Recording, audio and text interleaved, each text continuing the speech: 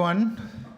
I hope that you had a good rest and that you enjoyed yesterday's activities as much as we did. So it is 10 o'clock. We can resume our proceedings this morning, and we have two interesting keynote speeches.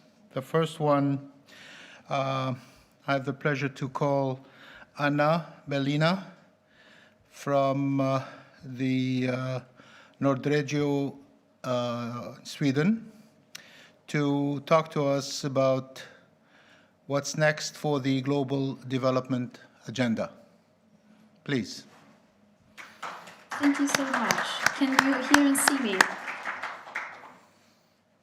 Is it working? Yes, we can hear you. Perfect. Great, sorry.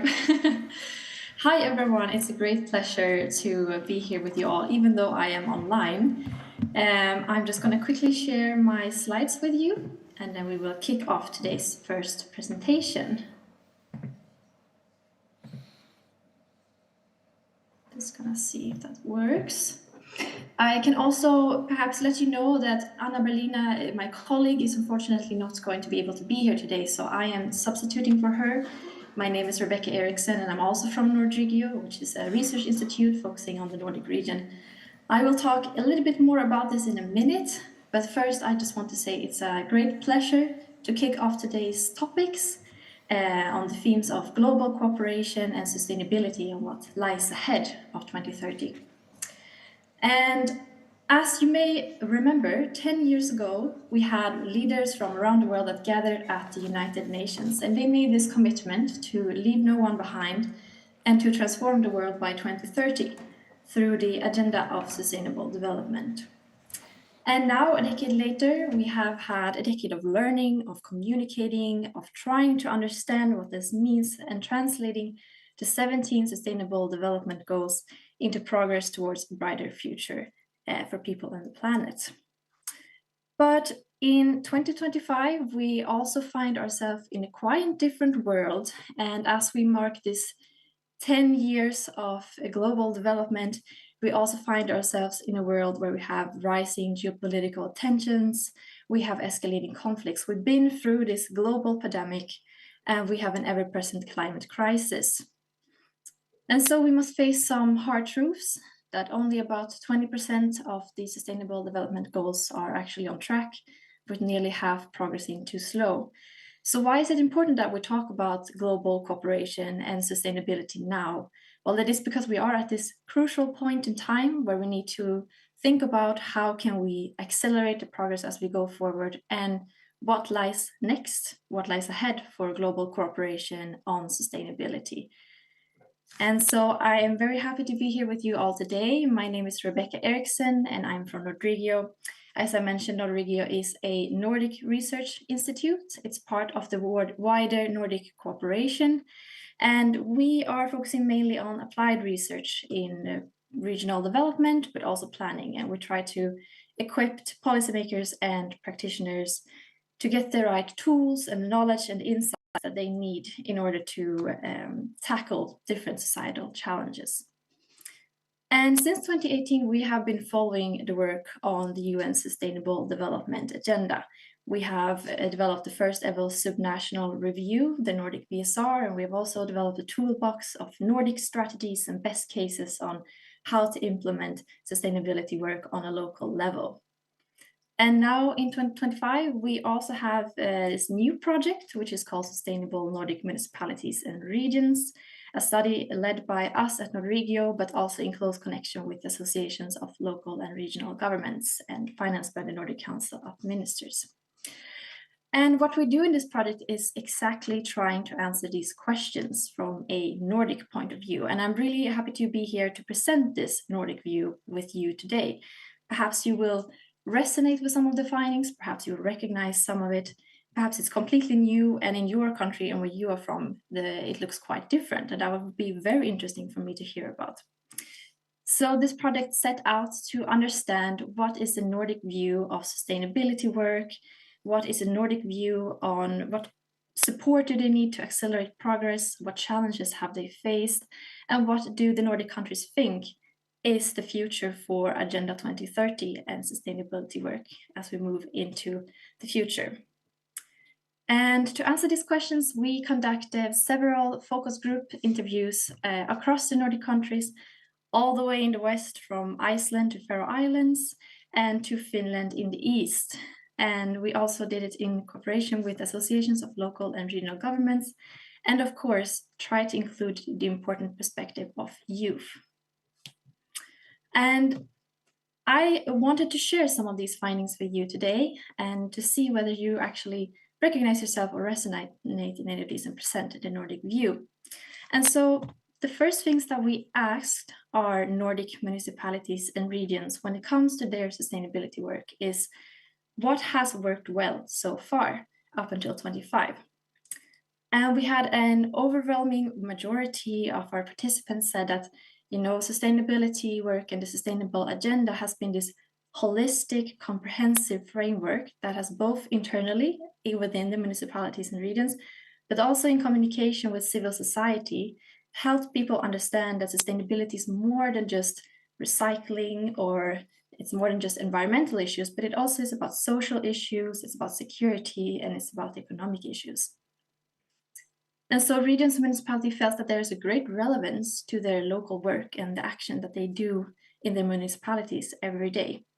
And it has helped them also as a communication tool, as the SDGs are quite recognizable and colorful. It has given this visual identity for what sustainability looked like, and it has given them a common language that has connected them both between local and regional and national levels, but also across sectors and across borders, understanding that we are all trying to work towards the same goal.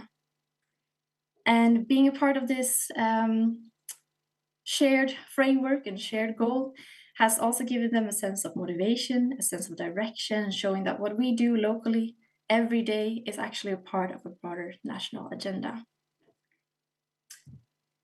But implementation has, of course, not been without the challenges, especially in the few years that has been now up until 2025. A lot of municipalities recognize that we have a quite strong deprioritization of sustainability.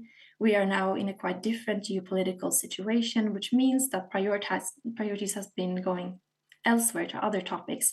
And sustainability has sort of taken this backseat now. We're not too focused on it anymore, and especially on a national level. And this has translated into municipalities feeling that there's a weak leadership and that they're not as supported in this work as they were before. And of course, this is also reflected in the resources that they have available and the capacity they have to carry out this work. And so they felt quite lonely in this sustainability work and having to navigate how to work with these limited resources, but also these very big questions still. And they also recognize that sustainability work has to some extent been done in silos. And with that, we mean that it has maybe been within sustainability departments alone, or it has been reliant on one person or a group of people, and it hasn't really been implemented as this comprehensive framework that actually goes beyond environmental issues, but also economic and social issues. And so that was really leaving them sort of feeling quite alone in their work. And we talked slightly about also burnout among sustainability workers. They also recognize that there are not as many united ways of measuring progress, or that there are inconsistent measurement methods. And there's, especially in Sweden, a lack of fresh data. And so that means that municipalities and regions have a harder time understanding where they're standing right now and what is their progress now in comparison to others. It's hard to compare across municipalities, it's hard to compare across nations. And so they don't really know how they're doing now within the sustainability work and within the implementation of the SDGs. And in some cases, they also, on the topic of measuring progress, think that there was a high reliance on economic terms as for measuring progress, so relying a lot on GDP and other fiscal terms.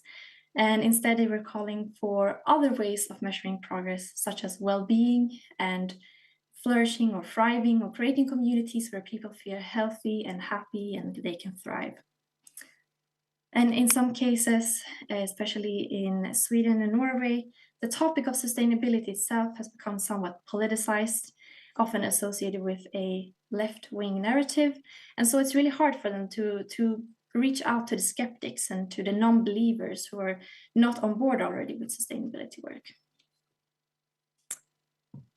But it's not, with this in mind, we can still make some progress, of course. And we had an interesting conference a couple of weeks ago where people said, you know, we have 5 years left of the agenda, but 5 years is a long time and we can do a lot in this time.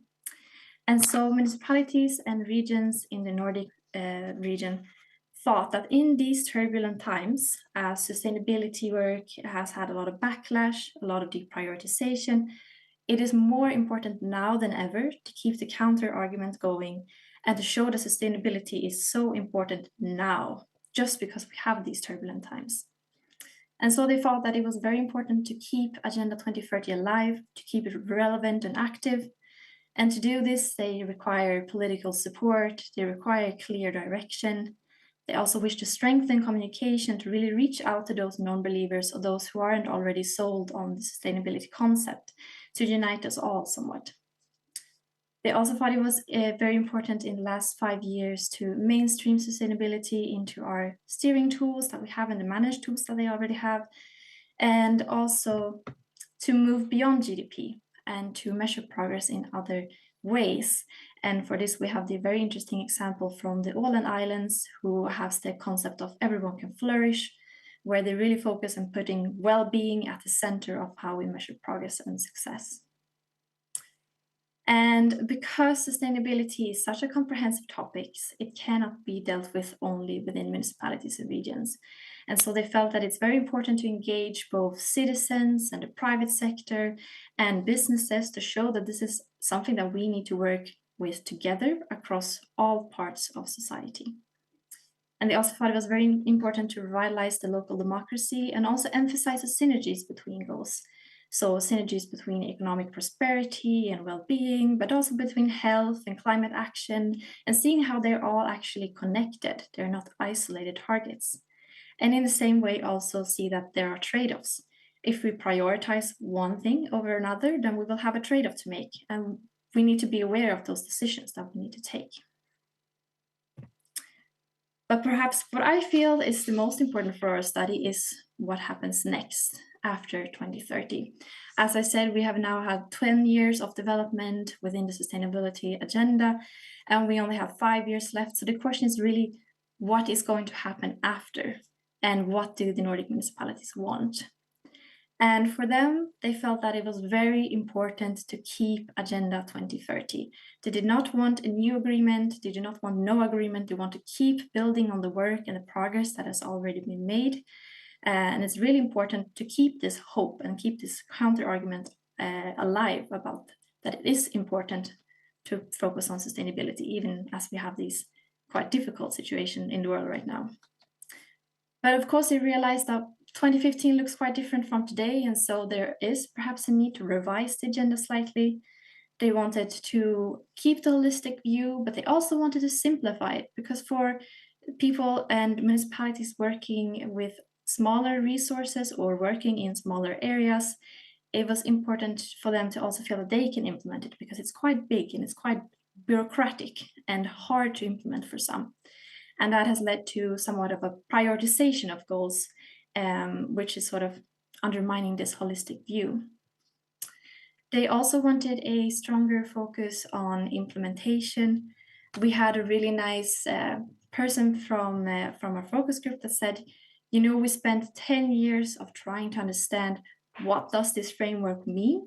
How do we translate it into something that we can actually work with? And now that we have spent 10 years on doing this, we actually need to do the acting. It's time for us to act. And so we need to create an environment that facilitates this. In some countries, especially in Norway, they felt that this lack of national prioritization, that they need to have also stronger follow-up mechanisms. They need to have a higher accountability so that municipalities and regions are actually held responsible for reporting and for conducting this work, and that we have somewhat of a centralized top-down process of keeping track of this.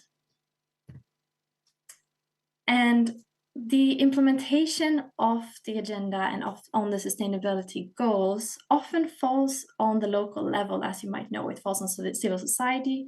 It is the responsibility of municipalities and regions, but also on businesses and other parts of society. And our participants thought that it's very important to highlight this, and that even though we have a national deprioritization, we have a lot of really good work happening on the local level right now, even though it has been deprioritized in a lot of places. There was also parts of the agenda that they felt should be prioritized. In Finland, they talked a lot about circular economy and decreasing overconsumption, as this is directly correlated with climate action. And they also wanted to see a focus on well-being, on equity, on planetary health, and they wanted to strengthen human rights and local democracy, which hasn't really had that much of prioritization in the current agenda. And then there were some goals that they felt are cross-cutting, that will most likely affect a lot of different dimensions of sustainability work. And these were innovation, technological development, and artificial intelligence that will ultimately affect a lot of different parts of sustainability work. And we need to sort of figure out how we can work with this in a good way. These are a lot of inputs, and I understand that you're quite tired from yesterday, probably. But if I had to leave you with one message from the Nordic region, then it is that, yes, we see that municipalities and regions are facing growing challenges. There is a declining interest and national support. There is competing priorities, and we have a quite complex geopolitical situation that we now need to navigate. But despite this, municipalities and regions felt that there are still very clear benefits and added value to working with Agenda 2030 and keep continuing integrating this into their everyday work. And they thought that global cooperation is more necessary now than ever. And so we need to keep Agenda 2030, but we should also modify, reprioritize, and enhance accountability mechanisms. And I thought, now that you're awake and alert in the morning, because discussions are probably gonna continue throughout the day, I wanted to give you some food for thought to think about during the days. And so before we did our focus group interviews, we actually did a literature review, and we looked into academia to see what are the options that are actually possible. What does academia say about the future of sustainability work? And we found that there are probably 3 possible scenarios, and I thought that I would introduce them to you today. And one of them, the first one, is that perhaps after 2030, we will have a new development agenda. We will have to make a recommitment on a global level, and we will have to reprioritize and think about what this agenda should look like to reflect our current reality. The second option is that we keep Agenda 2030 as it is, with all of the sustainable development goals, but perhaps we will extend it, and perhaps we will exchange some of the goals, or we remove some, or we will have some new ones, such as, for instance, AI.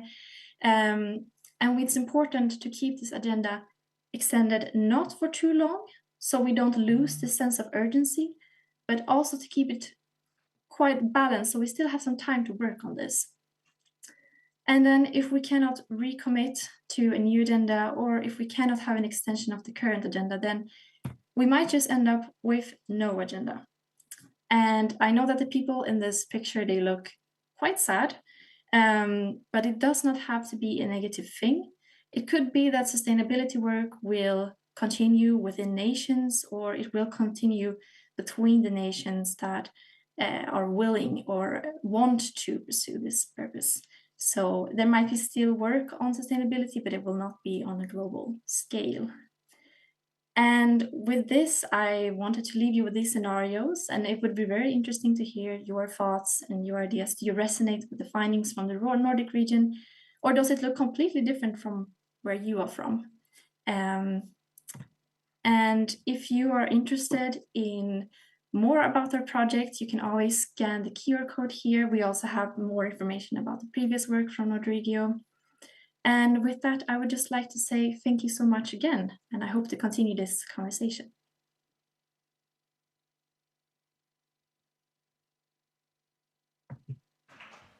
Thank you very much. I thought it was quite a bit interesting to hear the Nordic experience and the way that they strategized to implement this program or this Agenda 2030. And I think there are a lot of lessons that we can draw from this experience, and I hope that it will be an inspirational approach to the work that each one of you and each one of us will be carrying along in our respective communities. Now we move to our second keynote speech, and I have the pleasure to call on Associate Professor Michael Søgaard from Aalborg University in Denmark to give his keynote remarks.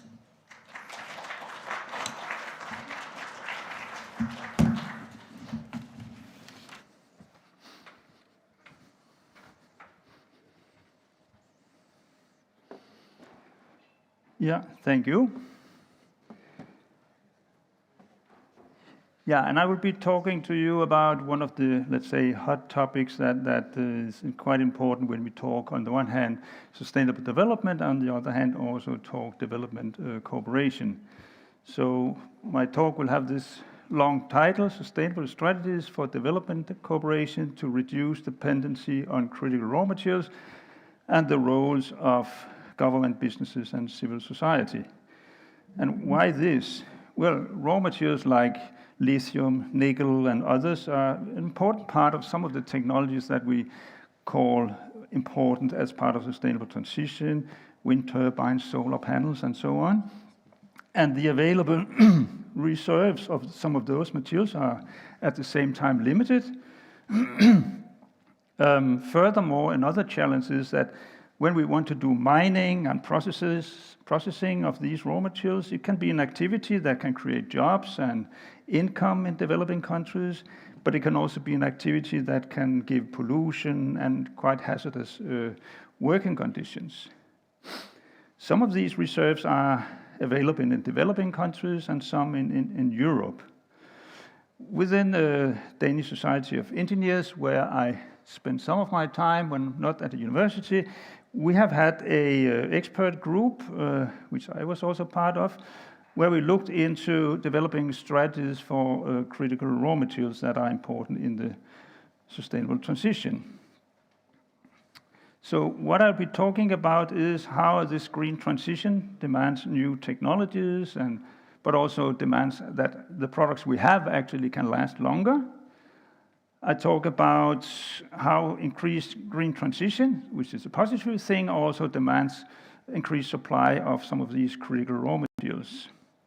I'll talk about some of the international dynamics, just briefly introduce this Danish expert group, and then present those 4 strategies that we developed that we think can, each of them, contribute to a more sustainable raw material strategy that are important in the green transition. More sustainable mining, AI-assisted development of chemical compounds and materials, prolonging the lifetime of the products that we have and the future products, and waste recycling. But okay, let's dive into this. Well, it's not always easy to make the things have the correct size when transfer from one computer to another, but here we see that for solar panels, wind turbines, battery storage, that is also important in green transition, electrical vehicles or cars, we can see that we can expect a higher demand for that, and that will also then imply greater demands for some of these critical raw materials, copper, lithium, nickel, cobalt, graphite, and also what we sometimes call rare earth minerals. And depending on how sustainable we are, how far the green transition goes, the higher becomes the demand. At the same time, we have the challenge that a lot of this, not least the processing of these raw materials, is dominated by China. China is on the red bars, the red part of the bars. And unfortunately, China is sometimes also ready to use this role as a dominating nation to limit the availability of some of these resources in other countries.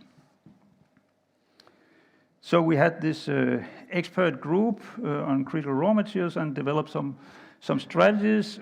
Up to now, the report is in Danish, but I'll see if I can convince my trade union to translate it into English. But it's called Critical Raw Materials and its Impact or Contribution to Green Transition.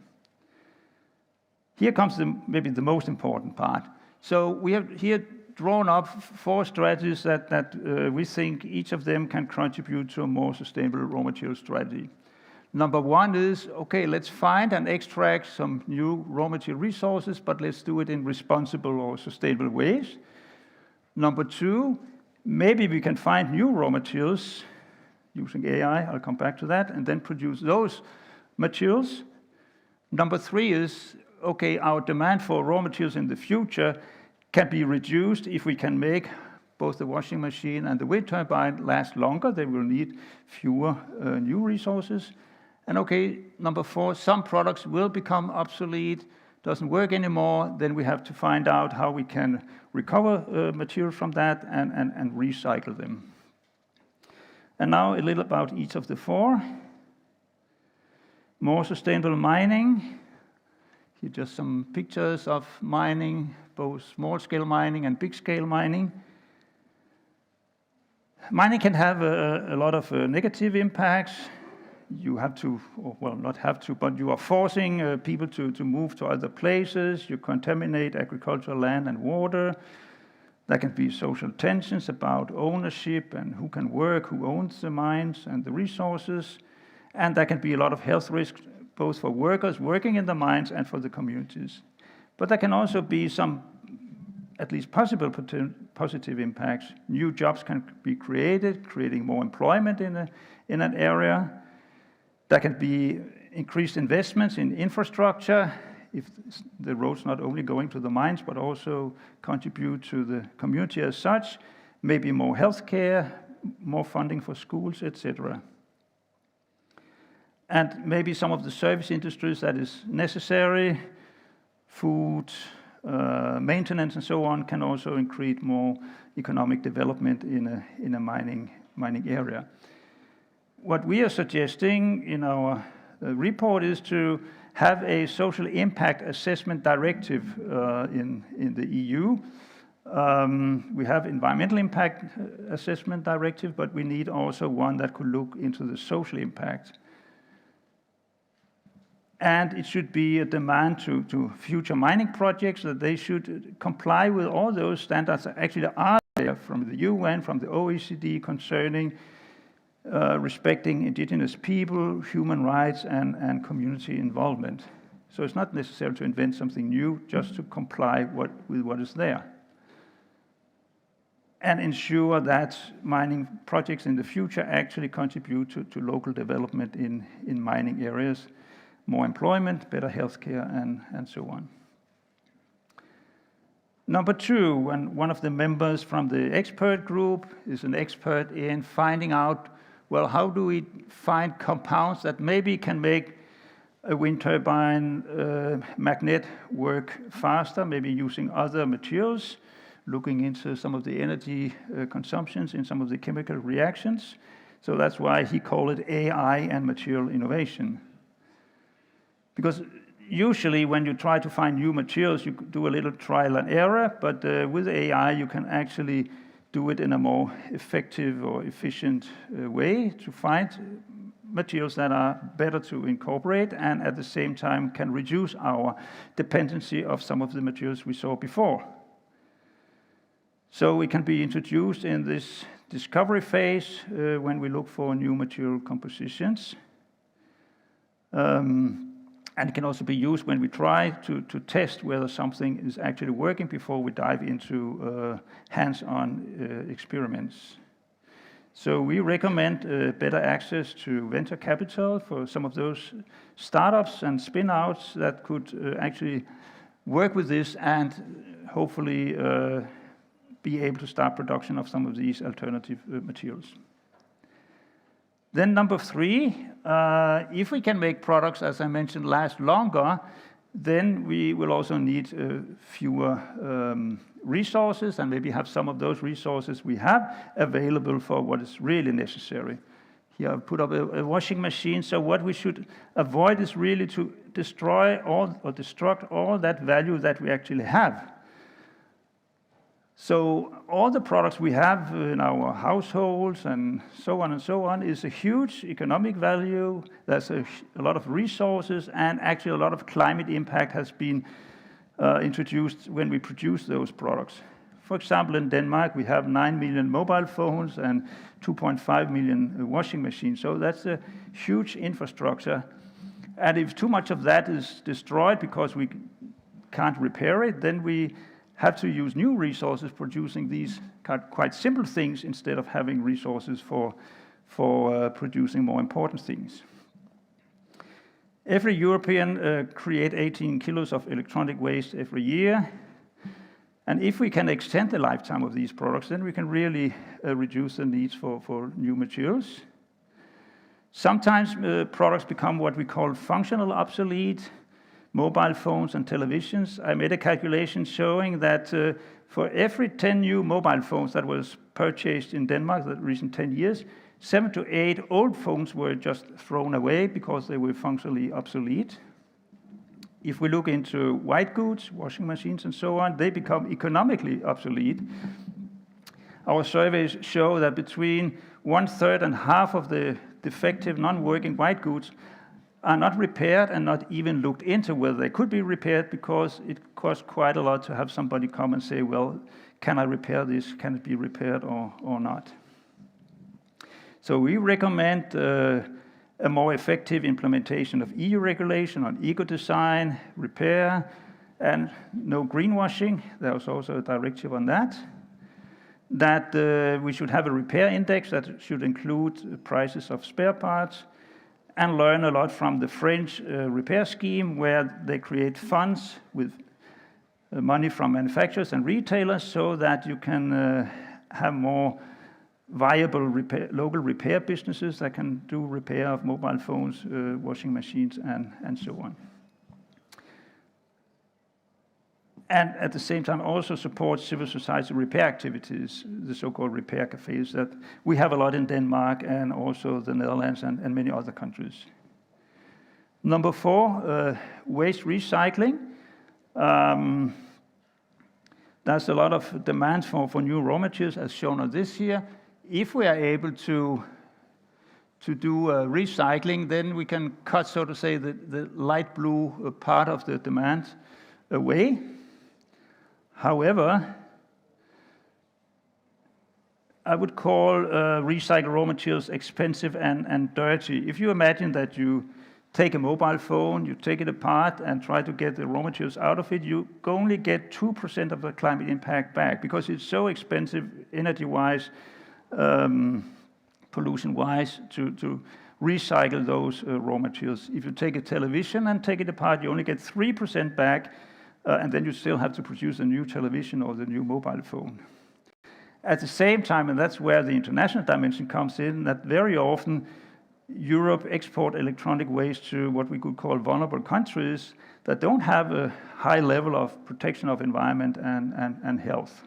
So that's why I call recycled materials expensive and dirty. Our recommendations are that national strategies for circular economy should focus on waste prevention and not waste recycling.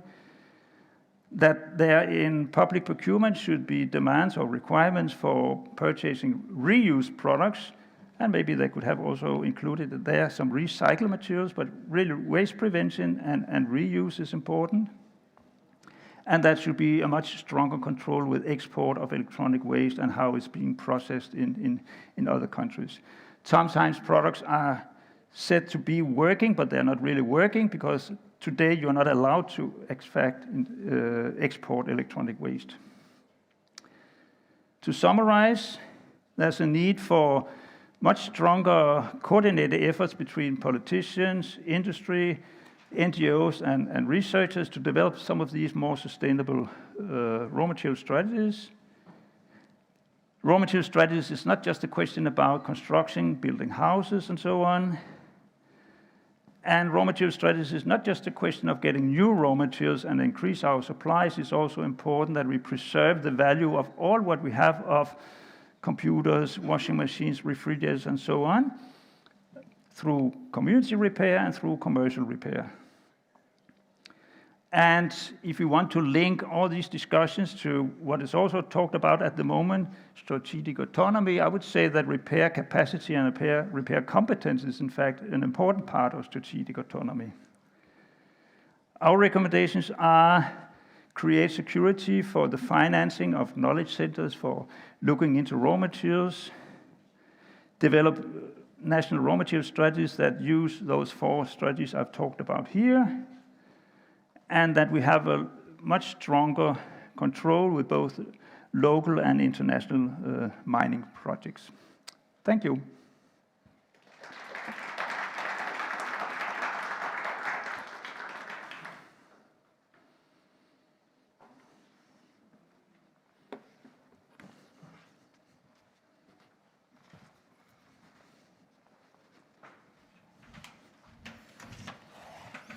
Thank you very much, Professor. It was really quite interesting and eye-opening talk because it presented the issue from a different perspective, gave us a different angle from which to view this issue, talk about recycling and putting a great deal of thinking into this issue of recycling, but I think you advocated more prevention than recycling, and I think this is really something that is, to me, certainly new, and I think it gives us the opportunity to reflect upon this and maybe revisit the different strategies which are so far based on recycling. So thank you. Thank you very much. And now we move into the next item we have on our agenda, which is that we are going to... Oh, okay. All right. Okay. Any questions? I think we have a few. Okay. Yes? Hello, good morning. Well, I would like to ask Professor? Mrs. Professor, Eriksson. you can come up here.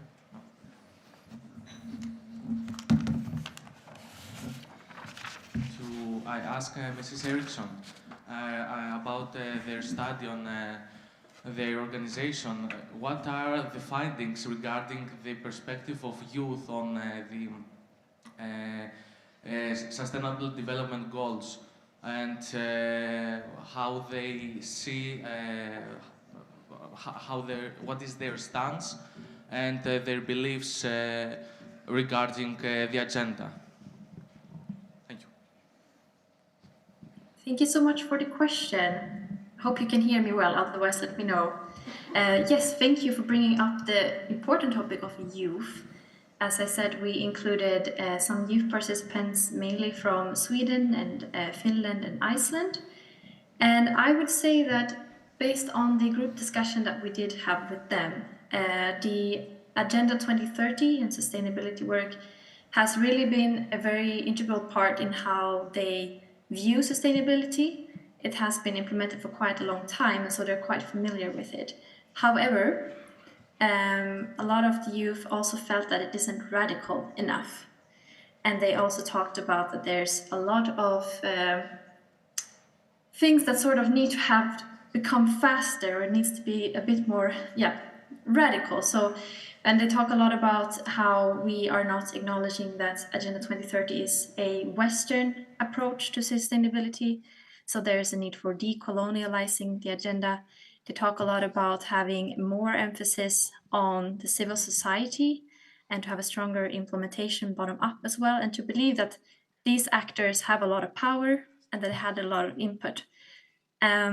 They also thought it was very interesting and important that when you involve youth in these type of actions and these type of concepts and projects, that they are actually compensated for their time as well, and that they are equally considered within this project as any other actor would be. They feel like they do work a lot with sustainability within their own organizations, but it's really hard for them to get into the places that they want to be. It's also often not compensated, and it's something that they do outside of their already normal work or studies. So they felt that it's really important, but they don't really have the capacity to work too much more on it. As for sustainability itself, yes, I would say mainly that it's not radical enough, that we need more change and we need it now. They felt that, you know, that generation is the one that's gonna inherit this world, and so their voice needs to be heard and there needs to be stronger action now. I hope that answers your question, but if you are interested, let me also tell you that we have a policy brief that's gonna come out now, early next year, where you will be able to also follow the entire discussions that has been, and where you will also see the youth perspective more represented as well. So if you're curious, then I would also recommend to look into the policy brief that's going to come out next year. Thank you so much for the question. Any more questions? Yeah.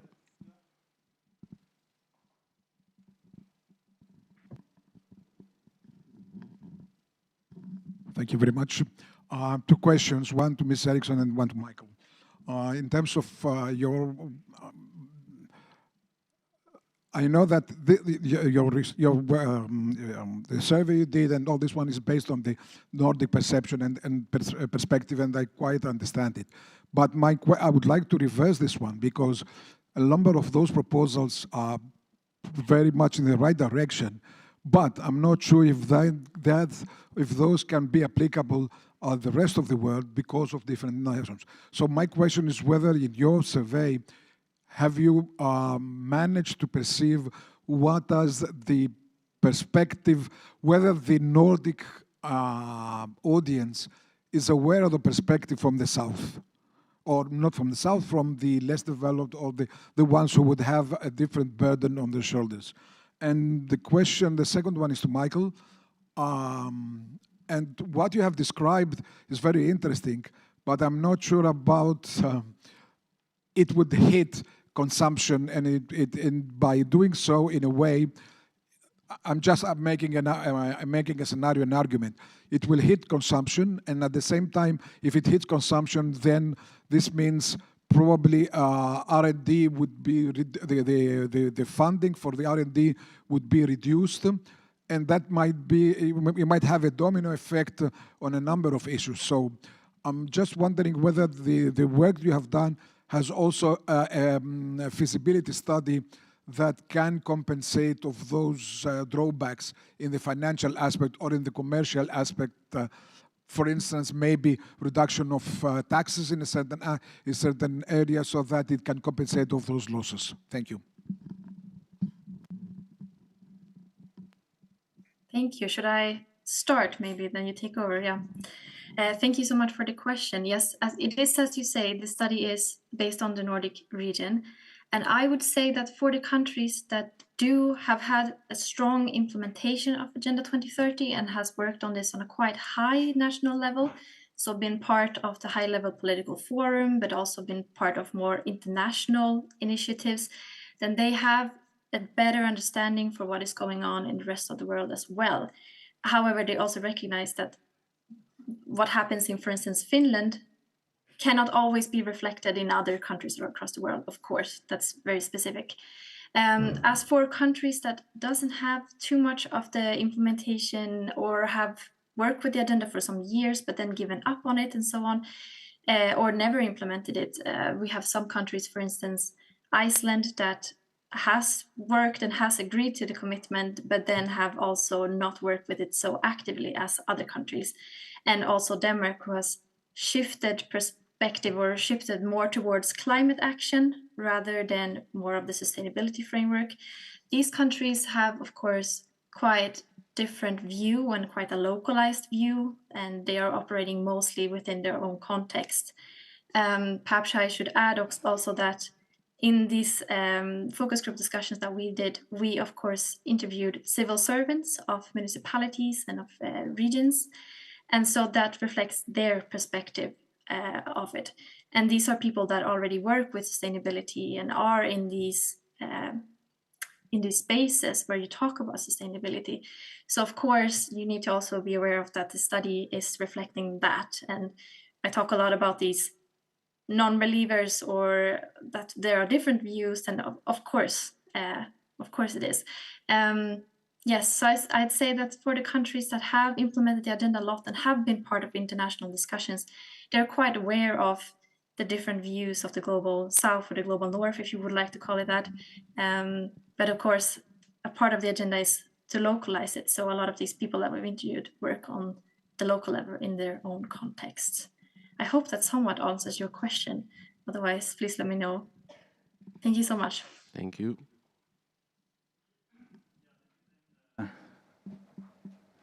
Let me then answer the question. I think our plan is in fact a very productive plan economic-wise. We haven't done separate economic calculations, but if you think of the 4 strategies, the first one about more sustainable mining, nowadays you waste a lot of money on investigating possible mining, and then the projects might never be realized because of social tensions. So if we are doing more sustainable mining, preparing projects better, and also have more mining in Europe, whether that is on Greenland or Sweden or wherever, then it would be a much more productive use of money invested into investigating whether certain reserves are valuable of excavation. Number 3, with the longer product lifetime, many companies, for example, wind turbine companies, they nowadays earn more money on maintaining and repairing the wind turbines than on producing new ones. And that strategy is also important in the sense, if we want to be able to produce more wind turbines, more solar panels, then we should not waste a lot of resources and money on repairing very simple things, or on wasting very simple things, but repair them and for the future products, design them in better ways. That will also, I think, give a good contribution to economic growth. And again, the recycling. Okay, when it's necessary, we should do it, but we should be aware about that it's also quite expensive, both economic-wise and environmental-wise. When, as I said, if you imagine this mobile phone, you throw it away, then you have to buy a new or produce a new mobile phone, and then you get only 2% of the climate impact back from taking out some materials here. So it's also a much more economic-wise strategy to avoid the recycling, and only when it's necessary. Then, of course, do it in a proper way.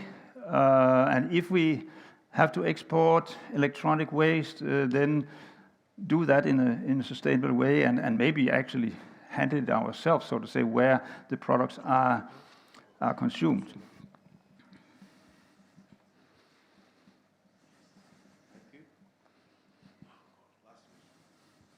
Okay, one last question. Stefan? Hi, thank you for the presentation. I have one question for both of you, because you both mentioned, Rebecca, you mentioned lessening overconsumption, and Michael, you were talking about repairing the things that we have already, which of course leads to buying less things. So I was wondering, how do you propose we deal with the interests of capital and private companies if we are lessening consumption in this way?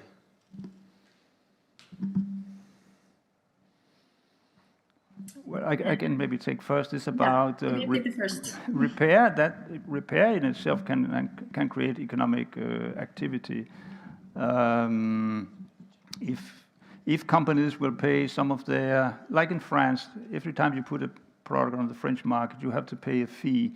You put that in a fund for repair, and then you can have more products repaired. You will give growth to some smaller, maybe also bigger repair businesses. And I think in a situation where we are lacking some of these raw materials that become critical, it's important that we have this strategy of taking care of what we have so that we are able still to develop and produce more wind turbines, solar panels, whatever we need. So I think it's a both and that's important that governments then, so to say, play a strong role and not sit there and talk about the businesses and now we don't sell that many mobile phones. So you need to have a more national and to some extent the regional perspective, for example, the EU or whatever union you could think of that could come together and develop a more proactive strategy. Yes, I'm going to answer this question based on the findings from our study, basically. So I cannot address it fully, but in the way that we saw that overconsumption was brought up is that it's in connection to this economic growth paradigm. And our participants really felt strongly that we need to sort of switch away from the GDP as a measurement of success. And a part of this is also connected to overconsumption. And we had participants from Norway and from Finland who rank quite high on the list of countries that have a high overconsumption or high consumption in general. And what they felt was important is that we sort of address and understand that this is connected to the climate action aspects and it's connected to the economic growth aspects. And they felt that that needed a stronger presence within our national frameworks of how we want to work with development. So I don't think I can answer your questions fully, but this is the way that it was addressed within our study. It's basically to see that this is a part of the bigger problem and that we need a national framework to address this. And if I could add to that, I mean, we now see an emerging discussion in Denmark about what you could call climate and class. We have overconsumption, but some people have more overconsumption than others. And if we don't address that issue, then, and we have the Prime Minister that very often talk about single mothers with 3 children that can't afford to make pasta with bolognese. Okay, but she should be able to afford that, but there are other people that, let's say, eat more beef, have more cars, and so on. So we need to include, well, you could call it a left-wing discourse, but I think it's a more solidarity discourse on this climate issue and the overconsumption, that not everybody is overconsuming. Some overconsumes more than others. And we need to address that. Otherwise, it becomes maybe a more right-wing discussion. We shouldn't do anything about this. Okay, well, thank you very much.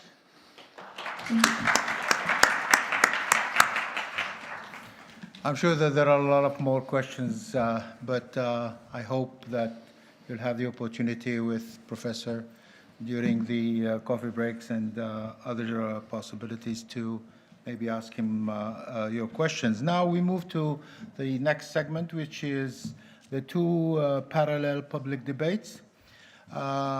We are going to split into 2 groups. One will be discussing the building resilience in the face of cognitive warfare, cyber aggression, and information operations, and this will be held in this room. It will be moderated by Maya Klassen. The second one will be on the role of CSOs and youth in fostering effective development cooperation and community change. And this will be moderated by Michael Kavuklis. And it will be... Oh, sorry, Michael. Okay, so it will be moderated by Annalie. Hi. And it will be held in the room next door, okay? So, I'll let you choose your session, choose your group, and then you have basically until noon, right? Until noon, where we come back to together to this room, okay?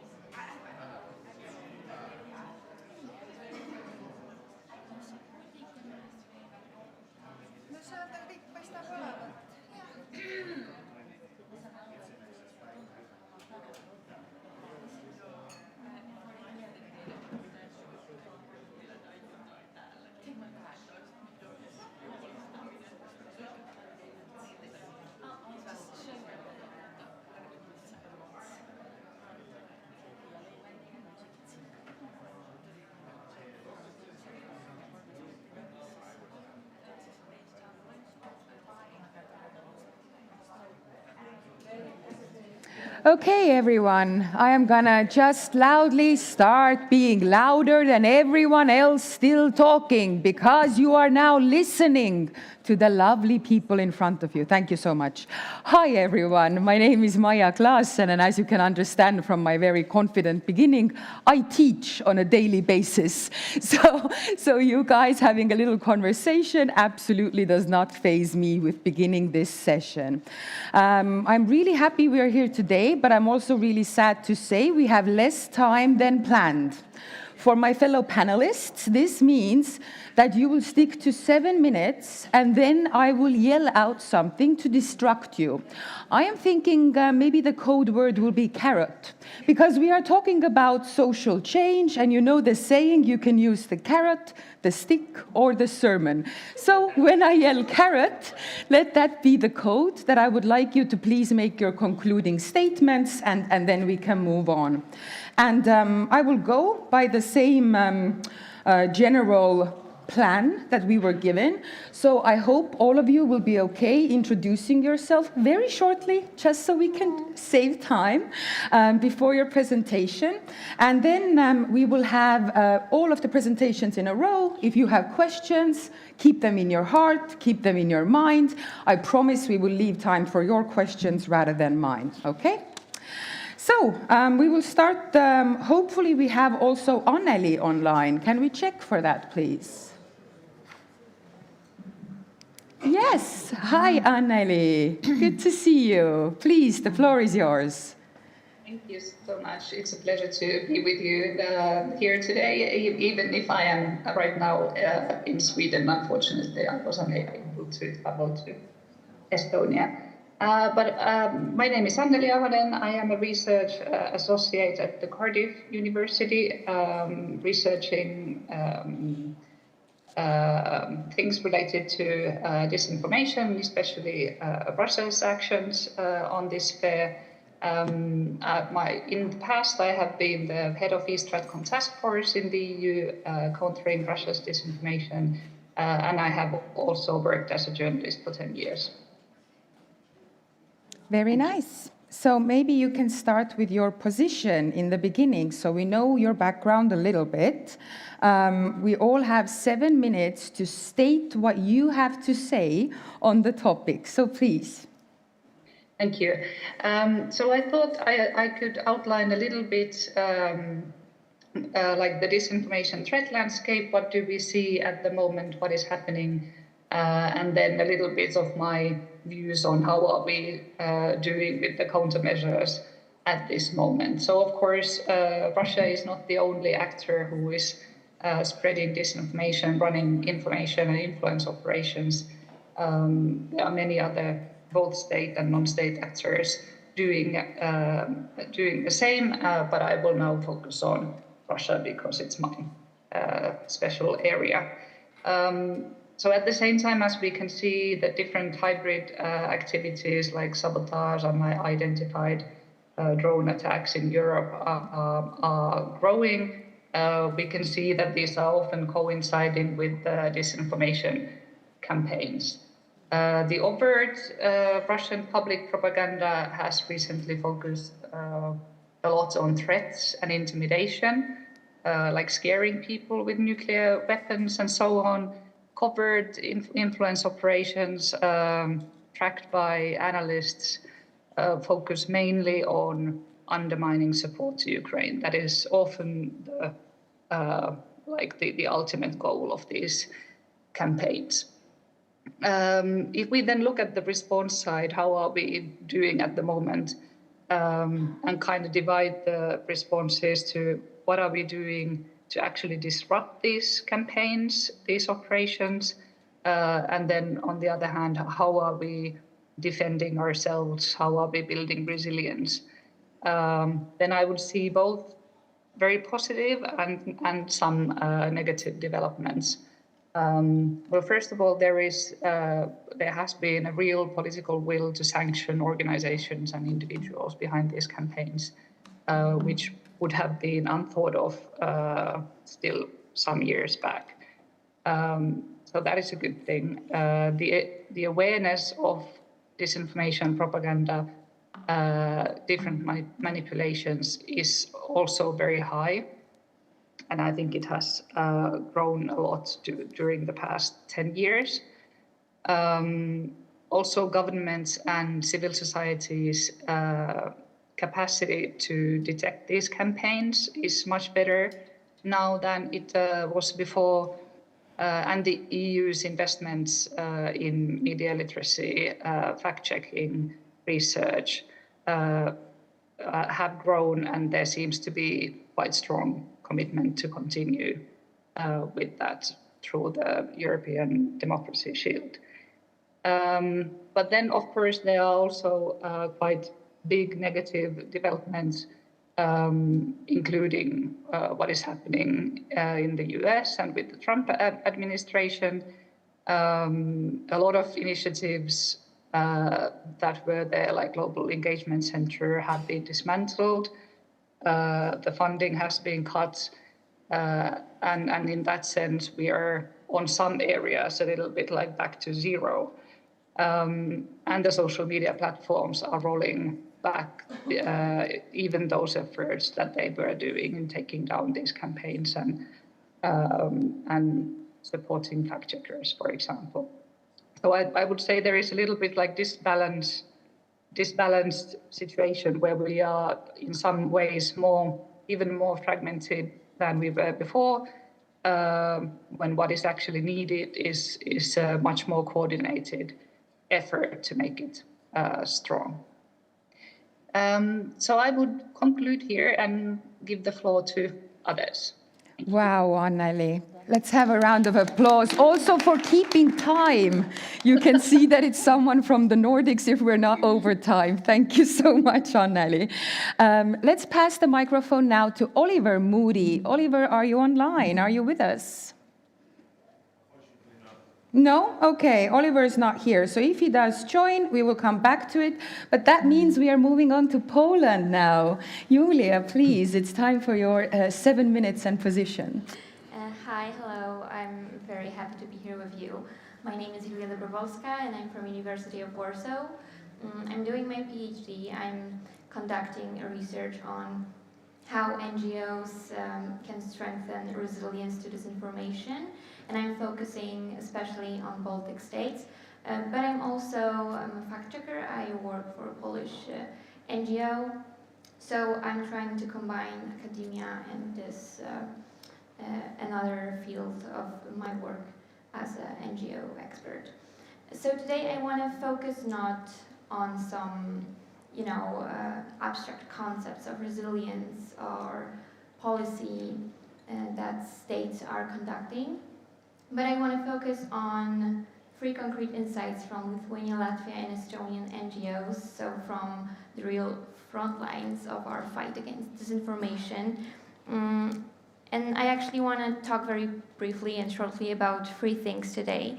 So the first thing, I want to talk about why NGOs are our early warning system, we can call them that way, for hostile information attacks. Second thing I want to mention is that their greatest power lies in adaptability, innovations, and also flexibility. And third thing, I want to also mention some challenges that all of those NGOs are facing. So moving on to the first point, so the concept of early warning system, I have a quote from Estonian NGO expert. He told me, NGOs are usually faster than the state. We spot new trends in disinformation, sometimes weeks before official agencies react. Our volunteers flagged not just fake news, but also targeted influence campaigns against entire communities. So you can see that NGOs are not just some watchdogs. They're actually the first responders in the information war. And the same things and the same statement were told me by Latvian and Lithuanian NGO representatives. So what's the secret? What's the key in here? Well, these organizations, they are truly involved in local communities, and they are present in online spaces where disinformation spreads first. So they have the trust, they have networks to operate within. And as I mentioned, they have flexibility that government agencies sometimes, but actually very often lack. And another NGO leader told me also very important thing. He told me, if you want to stop disinformation, you have to be where people talk, think, and share. That's us. So we can see that NGOs are some kind of radar or even alarm when it comes to disinformation. And other expert put it, I think, excellent. He told me, democracy's early warning system is built by people who cares. So that brings us actually to my second point, so adaptability and innovation in practice. So interviews that I have conducted in all 3 Baltic states, they highlighted the same point, that NGOs, they consistently design very creative approaches to media literacy, but also fact-checking. And they're doing that even before governments realize that there is even, some kind of threat already in the state. So, for example, in Lithuania, NGOs have launched Minecraft-based games that teach kids how to spot fake news. So they don't just train teachers and do basic workshops, but they're trying to combine learning with playing. And one of their experts from Lithuania told me, we need to be 2 steps ahead. If this information spreads via TikTok today, our next workshop needs to be on TikTok tomorrow. We cannot wait for government decisions. The same thing is for Latvia, but there's kind of different approach when it comes to NGOs, because they work more directly with Russian-speaking communities. They're trying to adapt their message, and they're running independent verification project that targets specifically this audiences that are outside mainstream, we can say, Western media. And one NGO expert from Latvia told me that the government started the legislative measures, so banning Russian TV channels and penalizing election-related disinformation. But we went into school, into communities. We organized protests, social campaigns, verification projects. And the same in Estonia, but in Estonia, I feel like the model is even more professionalized, so it brings together media professionals, strategic communication professionals, and very often on a volunteer basis. So they don't just wait for a crisis, they constantly prepare for it.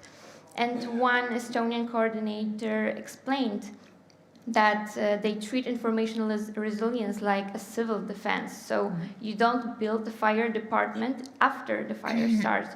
I think he put it very, very nicely. So the third thing, very briefly, challenges, some shared challenges in all 3 Baltic states. There are 2 main challenges that have been mentioned to me. First one is funding, because funding is usually fragmented and project-based, so it comes in cycles. It's often tied to specific initiatives.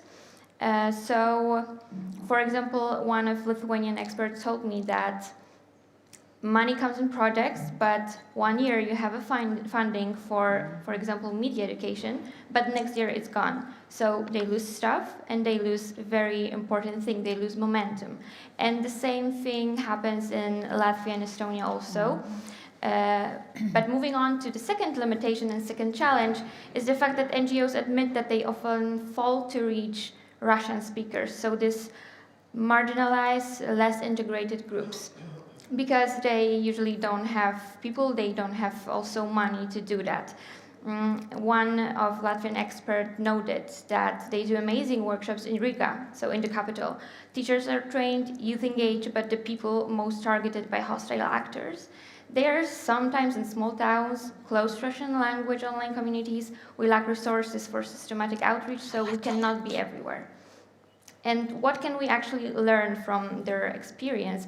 I think when looking at Lithuania, Latvia, and Estonia, it's very tempting to say that they are just success stories, but well, they ban hostile channels, they train teachers, youth, they are running fact-checking platforms, etc.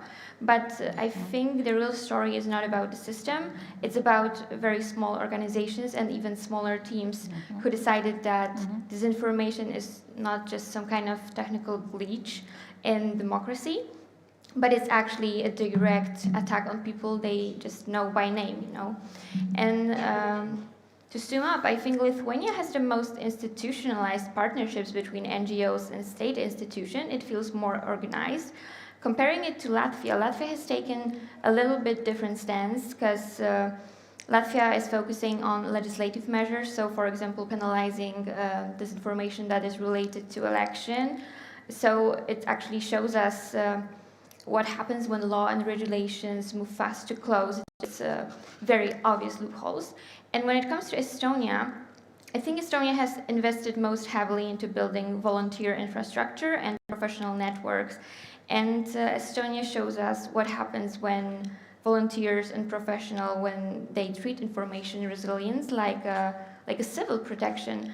So these are three a little bit different paths, as you can see, but they all converge on a very, very simple idea that I want to leave you with today. So civil society is not just a nice thing to have in information security. It's actually a critical infrastructure, and I think we all need to realize that. Thank you. Thank you so much, Julia. And by the way, I can say that I think you interviewed me last week or the week before, so she really has been getting around all of the Baltics. Okay, so now we will move on to Estonia, and the only man here representing policy. So no pressure, but hopefully you can solve the issue for us now in 7 minutes. Here you go, please, Gert-Tanso. Well, thank you very much, and good morning. It's a challenge, of course, in 7 minutes, but just in 2 words to lay out my background as well. I used to deal with the European Union, so kind of a mild topic for many years in my professional life, Estonia's EU integration and all that. But for the last nearly 10 years, then I've been dealing with Ukraine, Moldova, South Caucasus, the region, having spent also time as Estonian ambassador to Ukraine, and these days dealing with those topics in the foreign ministry. So this is the area closest to me. The topic of our panel, it would have been a novel area, say, even 5 years ago. Mm-hmm. Today we can already draw some conclusions how the last 5 years have gone. And really, when I think about it, for me, the most striking aspect is how little worried we actually were, say, 5 years ago, before 24th of February 2022. It was all a topic for the experts, basically. The Stratcom East in Brussels, definitely. People who were kind of searching the internet for Russian lies, fact-checking, and then saying that, well, this is a lie, and actually life is like this. Well, unfortunately, now it's an existential fight, basically, for our democracy, for our security, for the future of our children. So it's so much more serious than just a topic for experts. And as about, debunking the lies, basically, by today we can say that everything Russia says is a lie, so it can easily be discarded. Or even sometimes when it's not a lie, it's aimed at destroying us, our future, our system anyway. Right. A few words about the main aspects of Russia's approach.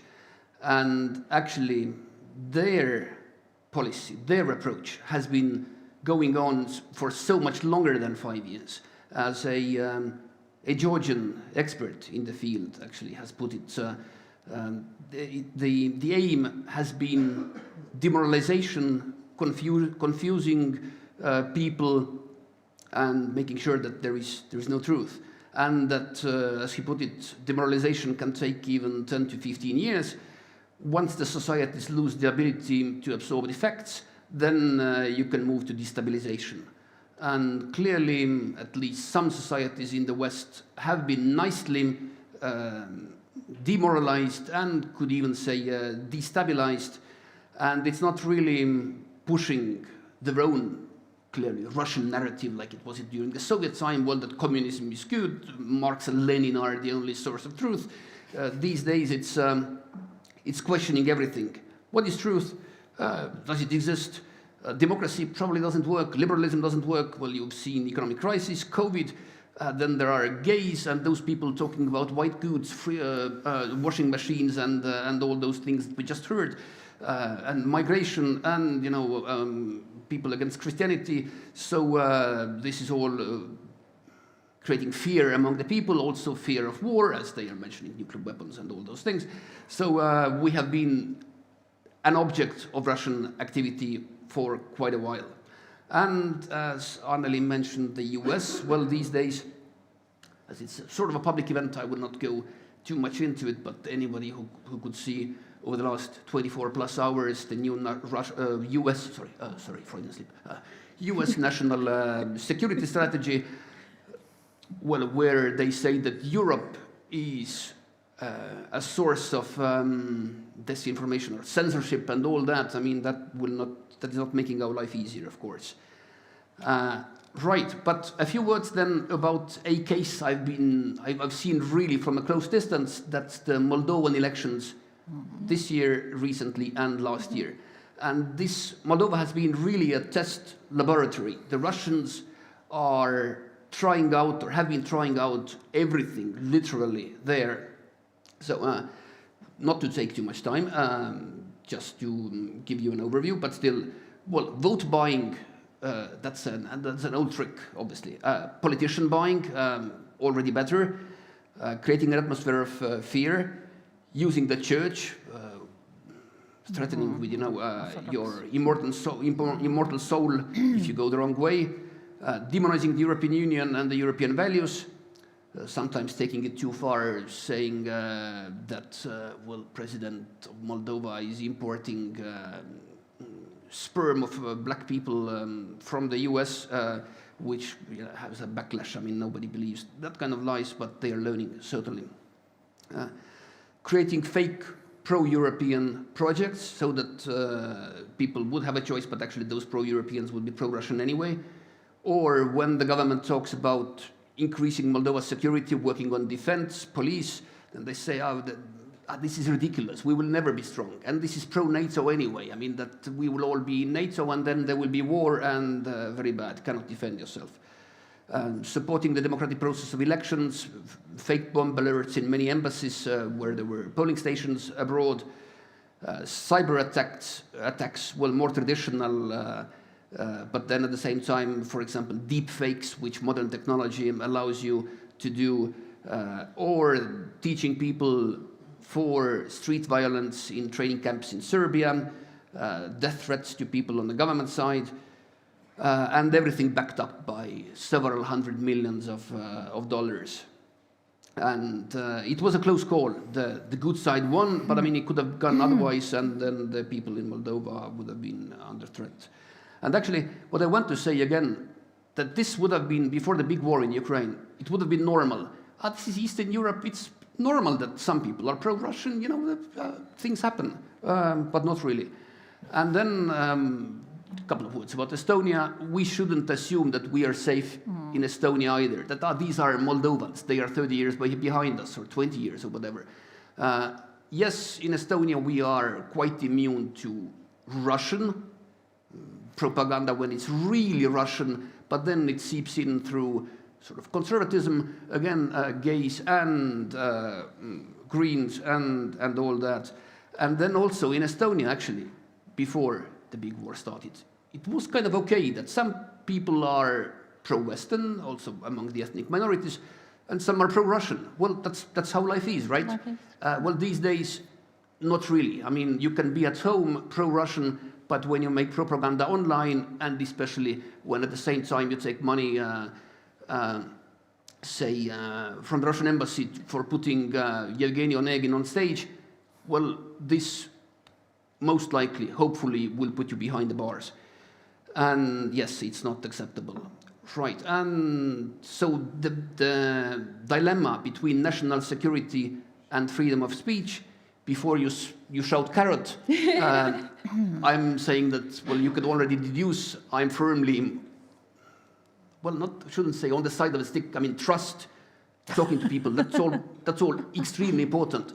But then again, you cannot win this war, this existential battle with kid gloves, and you really have to fight for your freedom also, and the Estonian government does that on a daily basis. And the most important organization in the world fighting for our freedom against climate change, destroying fossil fuel tanks and all that. In Russia, obviously, that's the armed forces of Ukraine, whom we should all support. Thank you very much. Thank you. Everyone is so afraid of me cutting that you are actually keeping time really well. So we are actually already coming to Ursula. Okay. It would be your time and your 7 minutes now, so just a few words about where you come from and then your position. I think you also had slides, I right? had slides, yes. Okay, so technical games, let's try. Okay. Yeah. Okay. Well, I'm Ursula Rosma. I'm the British Council Director in Estonia, but I'm very happy to have my two lovely colleagues from the other two countries, from Latvia and Estonia, sitting here in this hall. And we have a CD from Libya in the other room. So we are very well represented.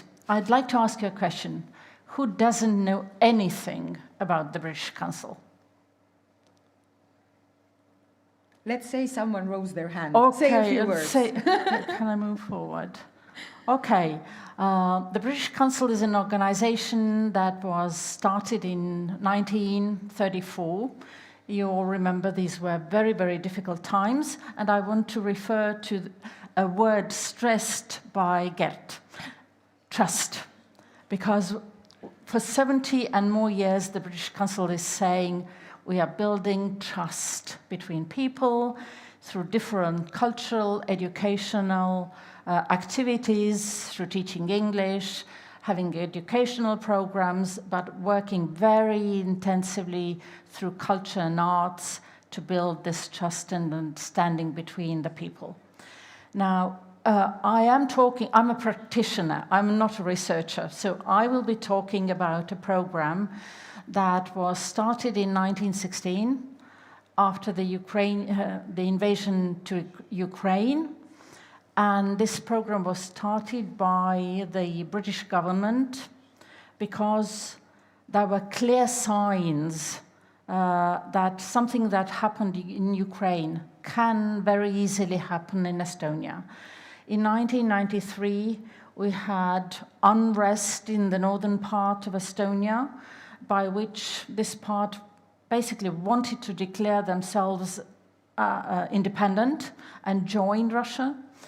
In 2007, we had another bout of unrest in Tallinn, which was so unexpected for us, the Estonians, because we had been living parallelly, as Gert also said, we were living in an orderly society. We were living parallel lives. We had two parallel education systems. And I think one of the big mistakes we made in the early 1990s in all three Baltic countries when we became independent was that where can we move? Yeah, it's moving. Okay, moving. We should have started the reforms at that time.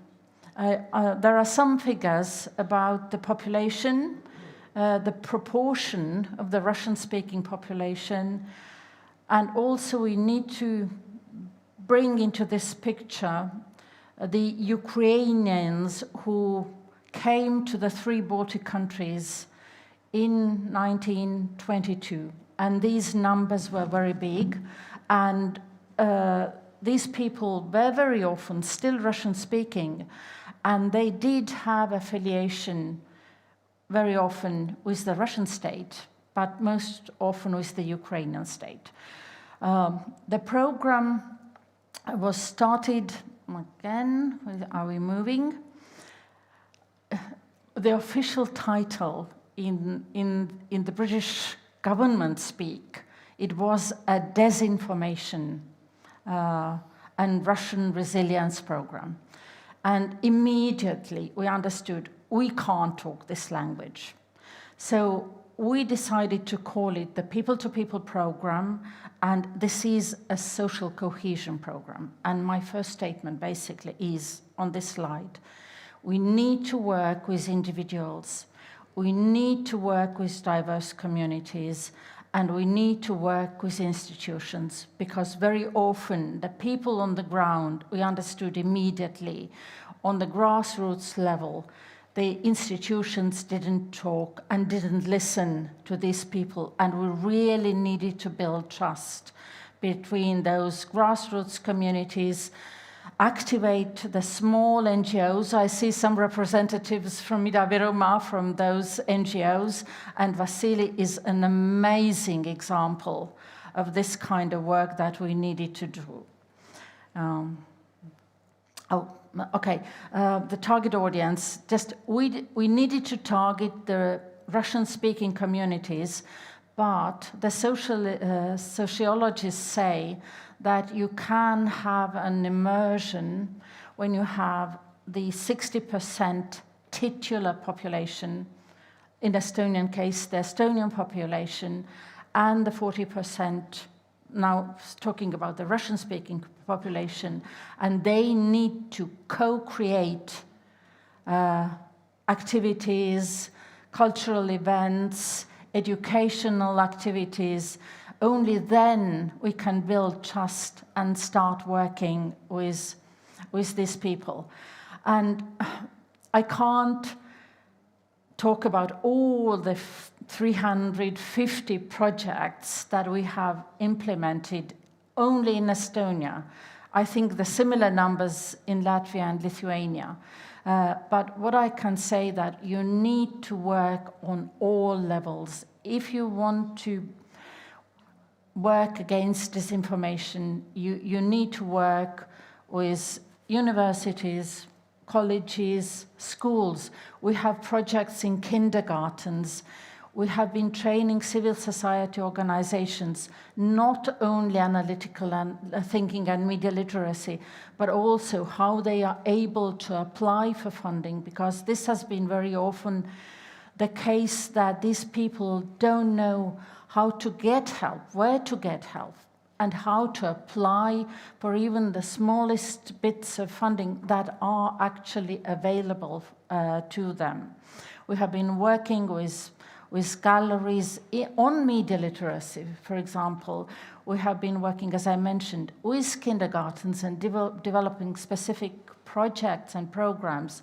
We have been working in arts, in theater, for example. There is an excellent example in Latvia when they were using performing arts and actually talking about those very difficult topics in the society. We have been involving our presidents. You can see the Estonian president on the first slide. On the next one, we can see the First Lady of Lithuania and the President of Latvia. They have become really the spokespeople also when addressing these communities. And what we have found, because we understood immediately, we need to go to those grassroots level civil society organizations to be able to reach these people. When the ambassador goes, everybody puts on their best suit, the mayor talks how well everything is going in Narva. But when we go and we speak the language, we all speak Russian, for example, and when we go to those small community organizations and listen, and I think the word is very important, we listen to these communities and start co-creating, again, another very important word. And we took the route that I think one of the other key words is partnership. Because when you go, even as the British Council Director, people talk to you differently. They behave differently. So you build this trust over just going there again and again. But we chose to work through partners in these communities, like Vasily, like some other organizations who are here.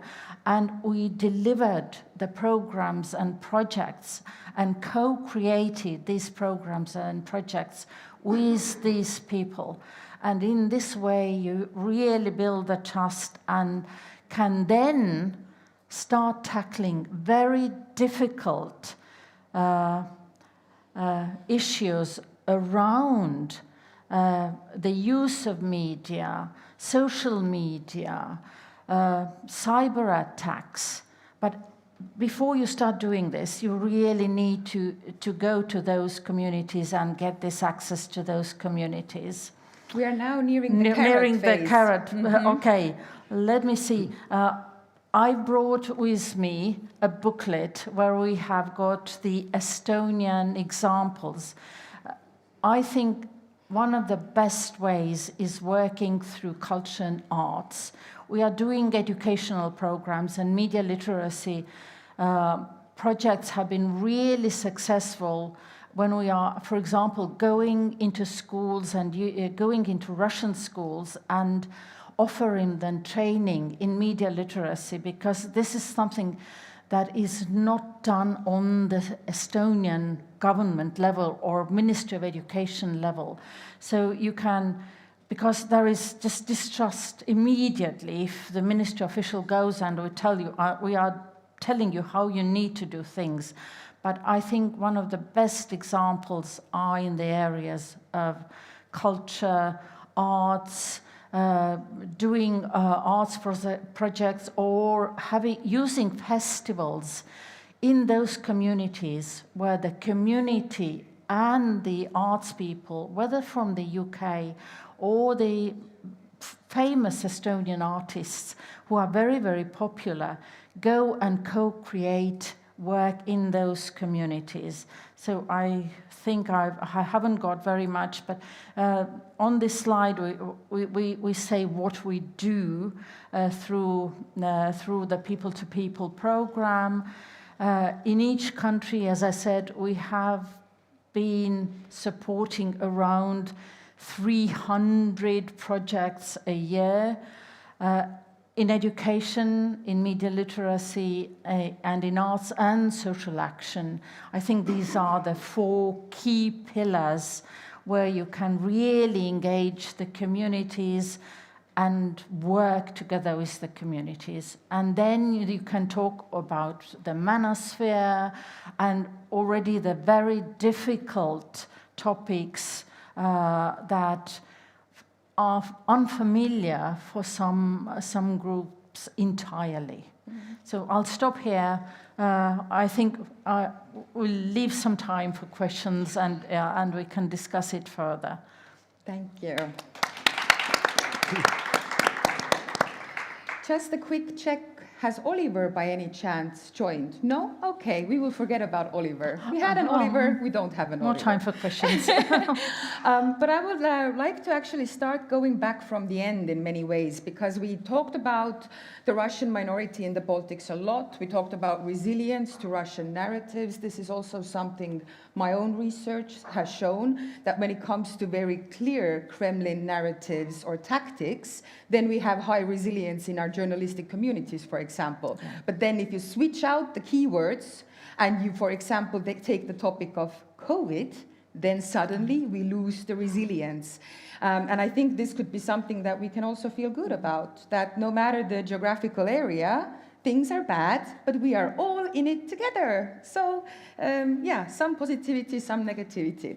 But just for context, the Baltic states, let's just sum it up, have around 6 million people here, and about 1 million of those for the 3 countries speak Russian as a mother tongue, yeah?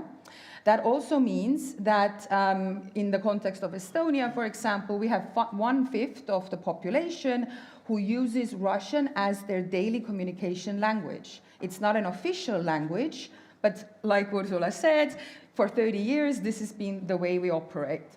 So there has been changes since we have sanctioned Russian channels, and we have had changes in how we see the Russian language. So my first question to all of you panelists would be, what to do with this hot potato of diplomacy, essentially. That in one way, we really want to show that we are taking another path and no longer having this leniency that we have shown, let's say. But on another, language is a tool. I will have much more success teaching you in a language you understand than I would have teaching you in some other language. So can I just have your opinions on this hot potato? How do you see, should we do resilience building in the Russian language, or should we stick with the political decisions and try and, work in English, for example? Just starting with the easy stuff. Do you want Please, to Gert, yes. Gert, go on. Whew. We can talk a bit for the next hour. No, it is a difficult question, and it's an emotional question as well. I mean, it's an emotional question for those people whose mother tongue is Russian and, who are often good Estonian citizens and people, for democracy, against Putin and all that. And then again, at the same time, for the society more broadly, well, Russian language has been a vehicle of disinformation, but also I don't know, corruption. Maybe not less in Estonia, a bit, but let's say Ukraine, Moldova. It is difficult. Basically, I don't want to sound blunt, but I don't know, having half of my Facebook friends from Ukraine, for instance, and some of them having been killed during the war, or some of them injured and checked out from the army, or seeing every day people who are saying that, well, this friend or relative got killed. Then that puts it into a different perspective. I mean, Russian culture, closely linked to the language, well, Pushkin, Dostoevsky, and all that, they are marked, unfortunately, for the next 50 years to come. I mean, they do not stand in the same row with Shakespeare or Schiller. And it is, again, blunt, but, well, I do speak Russian. But, and well, my children do speak Russian because they have a mother-in-law who's Russian. But otherwise, young Estonian people wouldn't speak Russian. And you could say that, that's a cultural opportunity lost. I mean, I have that discussion with some of my relatives. But actually, it's a step towards information security, information hygiene in Estonia. You can spew out Russian propaganda. Estonian people just wouldn't understand it if it's in Russian. And it's a good thing. So basically, I'm very happy. We talked with Vasily yesterday. Young Russian speakers in Estonia speak better and better Estonian. So Estonian is and increasingly will be the vehicle of communication. But English, for the sake of British Council and all that, why not as well? So basically, but that being said, fighting against Russian disinformation in Russian, getting your messages through in Russian to those people who perhaps wouldn't speak other languages, that's still important. I mean, it's the language of the enemy besides nice Russian-speaking people in Estonia, but we have to use that language as well. Yeah, it is a loaded topic. Anneli, do you have anything to say from across the seas? How is it looking for you? Well, I'm myself from Finland, but I have lived, for example, in St. Petersburg for 8 years. I was working there as a journalist. I studied Russian language myself in the university. So my kids, for example, speak Russian, which is not very common in Finland. So I would kind of be eager to leave the language still like outside of these political and war discourse, so that it's I think that people have the right to use their their mother tongue, and the best way to communicate with them is in that language.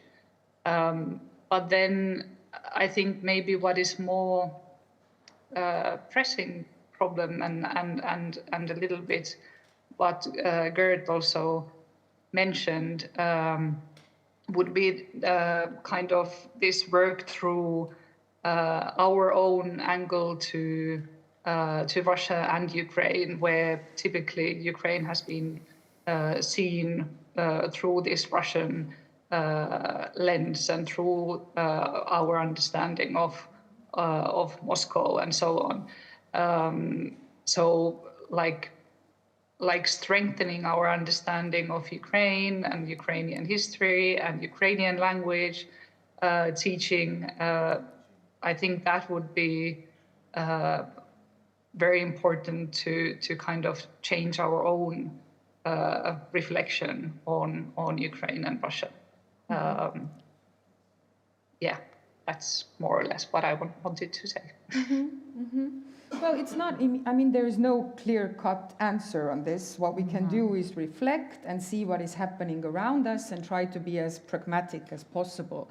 But indeed, if you work in this field in the Baltic states, you will soon find that whenever you want to write a project about information resilience, the magic word is usually Ida-Virumaa or the Russian-speaking geographical areas. And this is one part also where we can differentiate that vulnerable communities to disinformation are not always the underserved communities when it comes to funding, projects, and opportunities. So I would like to maybe ask Ursula and Julia to reflect on the NGO side. Like, how do you see this paradox of if you are born in a Russian-speaking family in the Baltics, it seems you will be vulnerable to disinformation until you die. And at least when you write the project, this is the mentality, right? So is that also something you see in your daily work? And do you think this is a principle that we should still keep, that we aim and target the language communities, or is there a better way? I think I mentioned so many times co-creation, working together, partnership. We've been working a lot in the Ida-Virumaa area. And I think I'm going back to your initial comment regarding COVID. I think we can't cut off certain communities, and sometimes to get our message across in the elderly communities, for example, Vasily has been organizing 3-day summer schools over 7 years now, I think. It's a mix. It's always a mix. We bring in more and more Estonian speakers, Estonian journalists from Ida-Virumaa, but in case there is a need that our message gets across, we are still using Russian. I think it will gradually change because of this merge to Estonian education, but it will take time. Also, I think Estonia did a really good thing by starting ETV+. I see still issues, for example, around if, God bless, no COVID anymore, but anything of this scope happening again, then I think the state needs to be able to reach these communities. I know there is this idea that all our websites, our government information needs to be only in Estonian. I think it's a bit too early for that. But as I mentioned, in every project that we do, we bring in Estonian, UK artists, for example, but there is a clear Estonian element. We did a Latvian-Estonian entrepreneurship project, for example. They presented the Russian-speaking women knitting, doing handicrafts. They were presenting their results after 4 months of activities in Estonian. And you know, it was so powerful. So we need to give them time. We need to train them. They will come along. but it takes time. Julia, do you want to add? Yeah, just one quick comment, because I have a little bit of a different perspective outside of the Baltic states. And I just want to remind you what is the main goal of disinformation, one of the main goals. It's to divide society, right? So that's when the problem of language minorities play a very crucial role. So if you want to leave them behind and just ignore them and don't train them in their native language, right, you're creating this division inside your country, and then hostile actors, especially Russia, they're using it in their narratives. I've seen a lot of narratives attacking human rights in the context of language minorities. So by ignoring this problem, I feel like language minorities can feel a little bit left behind, and there's no trust built in that way. So I agree with Ursula that I think training and kind of integrating is right now the best strategy to handle it, and we just need to work more on that and see what the future holds, because right now we just can't, cut Russian language. I feel like it is impossible, and it will create very, very deep divisions. Gert, you look like you want to argue. Okay, good. Yeah, because, well, it's a bit too easy to say from the outside, because the other option has its own risks as well, and we have seen them materialize in Estonia over the last 35 years, that you have the Russian-speaking community, you have education in Russian, and actually then you create a division. They are a class on their own, they wouldn't speak Estonian, they don't have good perspectives in the labor market, but who cares? So they are good fodder for Russian propaganda, but also Estonian political parties who would be not too worried about rule of law or something. So we have tested, good thing for researchers, we have really tested this hypothesis in real life, and the hypothesis has failed. Yeah, we are the sad case study, let's say. Maybe just one more question from me before I open it up to the floor. We have talked about Russia a lot, but also all of you in some ways alluded to the fact that we are well aware that if Russia as a state that we know it currently, or even if the war in Ukraine were to end tomorrow, the problem of disinformation will not be solved, because it's not just centered around one systemic rival or a specific issue, right? It goes much further. So if we think about solutions in terms of policy, what do you think we should be focusing on, especially considering that in all post-Soviet countries, the minute you talk about anything that seems like restricting free speech, we will start protesting, even our very, not protesting nations. So what can we do with policy that, in your opinion, does not overstep the moral line of freedom of expression? Well, in Estonia, at the moment, as we speak, December 25, we have a great alibi. We have the freest media in the world, according to the global rankings. So as we speak now, we are not really harassing free speech. That's something we should then be able to agree on, right? Justifying genocide, crimes against humanity, in Ukraine, I don't think this should be protected by free speech. Pro-Nazi propaganda has been prohibited in Germany for decades, rightly so, because after the Second World War it was a threat to the nascent German Federal Republic, and you may say it's still a threat, and it's very emotional.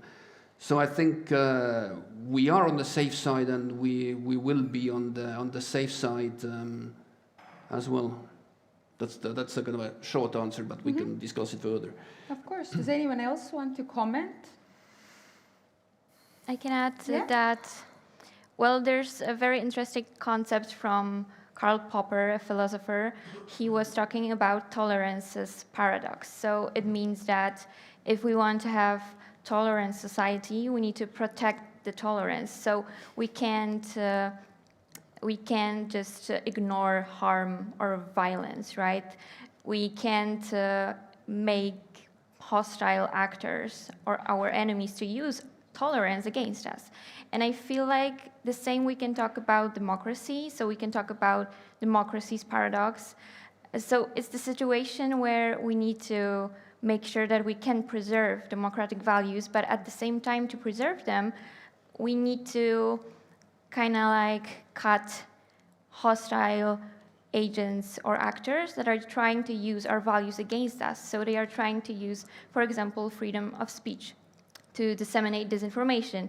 And that's actually also harmful when it comes to democratic debates. You know, it's like, it's a very strong foundation of democracy to being able to debate, to have a right to correct information. So I think that's something we need to consider, like how we want to put those boundaries between preserving democratic values and preserving freedom of speech on the other hand. That's an excellent reminder. We should all put a portrait of Karl Popper on our walls. Yeah. Thank you so much. I, of course, have more questions to make you sweat. But Anneli, do you want to add something before we pass the microphone? Sure. Well, I would maybe highlight the EU's Digital Services Act as one of the good ways to tackle with disinformation. It sees it as a systematic risk and enables regulating social media platforms' actions, but it has to be enforced in in reality, which is quite challenging. But that is because most of the spreading of misinformation and disinformation is still happening on social media platforms. That's where people share it. That's where people see it and consume it. So kind of dealing with that part in the information ecosystem would be a good thing. Yeah. I'm still tempted to add, actually, that fighting disinformation, it's not enough to just fight it and talk about disinformation and have panels on disinformation. The even more important part is to make sure that our countries work, that we have economic growth, democracy, fight against climate change, gender rights, and all that, about which people have had doubts, but we should all then double our energies to make our countries work, Estonia included. Happy people don't spread disinformation, basically. What an optimistic end. Can I have some questions from the audience now, please? Is there someone to pass the mic to the people asking the questions? Please? Yeah. It will happen. Give us a second.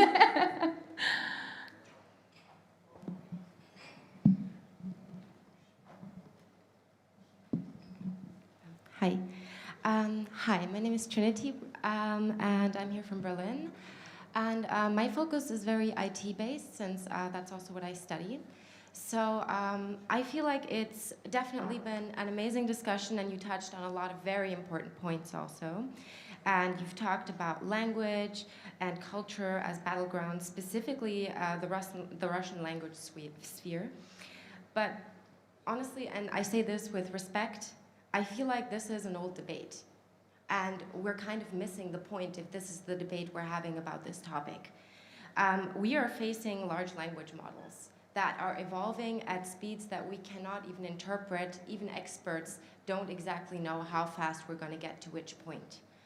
And if we are facing these sorts of threats, an AI model that is trained by like Moscow, Beijing, or I don't know, is trained in the US, these are the countries making the biggest investments into these technologies. We're talking about investments, for example, in 2021, which is years ago, in the US being $109 billion. And simultaneously, Europe is talking about $8 billion a year. And we are expecting to win a war when we're not even fighting with the same weapons. We're not even trying to get on the same level where we can actually have a chance to win this cognitive warfare.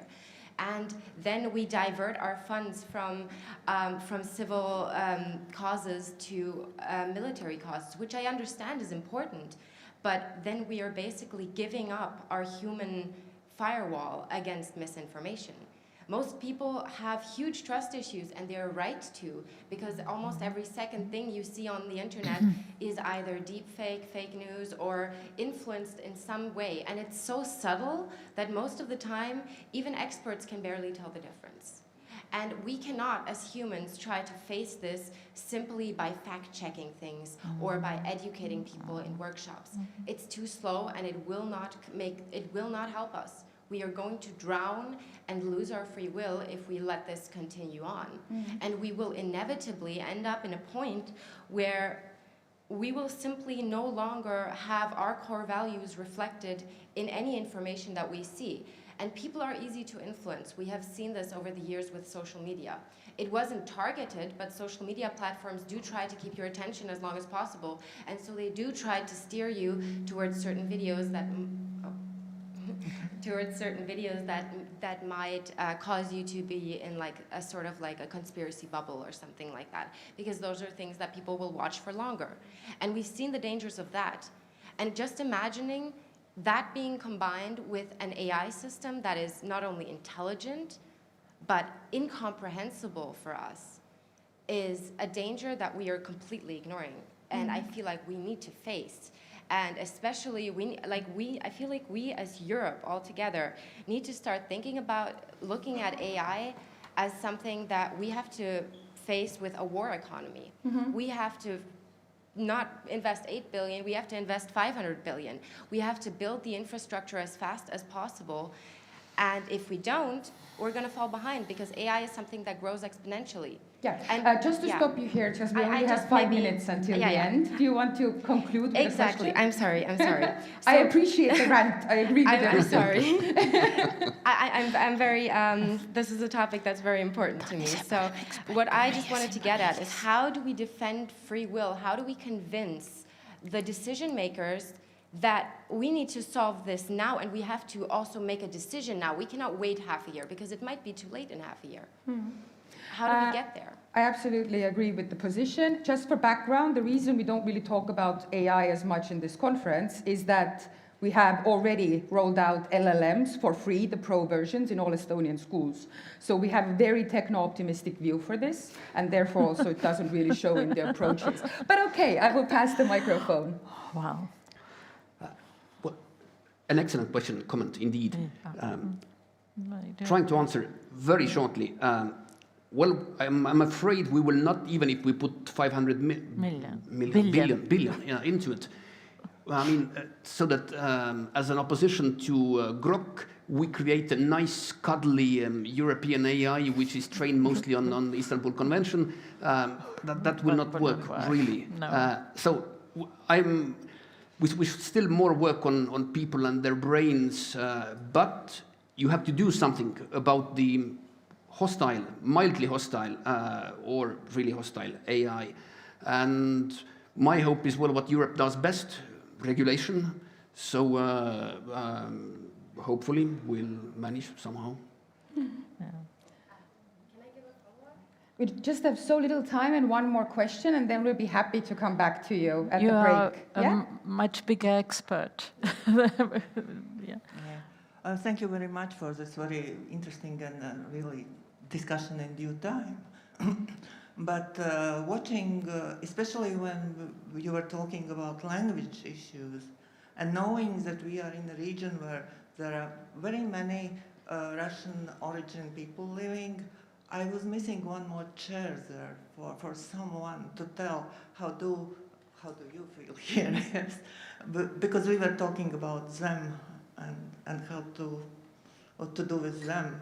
They are co-creating this conference together.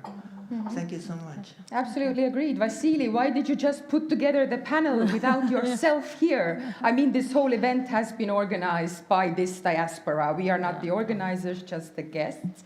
But indeed, why not pass the microphone to others as well? Very, very good point. Do you want to answer, Vasily, and explain where are the Russian speakers? Just not on the stage. I mean, the language, of course, is a relevant point also when we think about the AI question, right? We don't have time to go into everything. But for example, there is extensive research right now that shows that in this geographical area, also in the Nordics, there is heavy training of LLMs with false Russian language news articles that the LLMs detect as real news articles. And this is something that the sanctions of the EU brought on, because a lot of these overt media companies moved to the Balkans, for example, but they still spread in this area as well. So we can't get past language. We can't get past the technology. I am really happy, however, to hear, compared to discussions about this 5 years ago, do you notice that we are on a systemic level of discussion, not narrative level, not how to debunk every piece of disinformation. This was not the discussion here. The question is how to have a systemic, collaborative approach that is not just focused on the content, but focuses on the whole wicked problem of information disorder. And I guess this is a challenge that we will continue with for years and years and years to come. So let's keep our heads up and let's discuss further on the break. We will conclude this panel now. Thank you so much to our panelists. Thank you, Anneli, for joining online. A big clap and on to the break.